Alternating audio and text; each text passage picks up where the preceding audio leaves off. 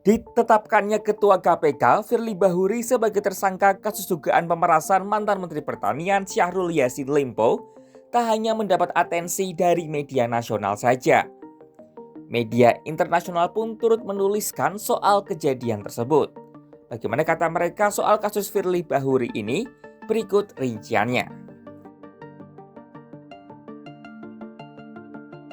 Media asal Singapura ini menuliskan penetapan Firly sebagai tersangka dalam berita berjudul Chief of Indonesia Anti-Graft Agency, a Suspect in Corruption Case. CNN menuliskan, status tersangka Firly merupakan kemunduran bagi reputasi KPK. CNN juga menyebut polisi memiliki berbagai bukti yang cukup untuk menetapkan Firly sebagai tersangka.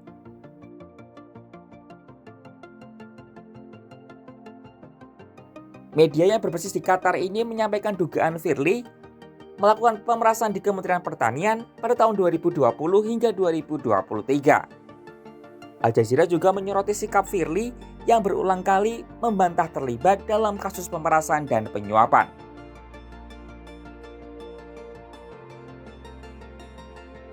BBC, media publik yang berbasis di Inggris, turut menyoroti ditetapkannya Firly sebagai tersangka kasus dugaan pemerasan, penerimaan gratifikasi, dan pencucian uang.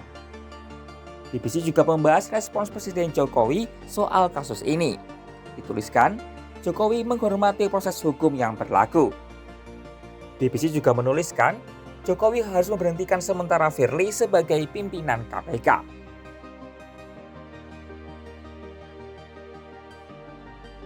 Media internasional lain yang mengangkat isu ini adalah Straits Times.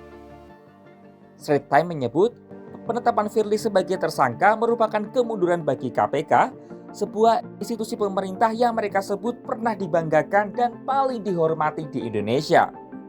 Pasalnya, KPK telah berhasil menuntut ratusan polisi, pejabat, dan pengusaha sejak didirikan pada tahun 2002.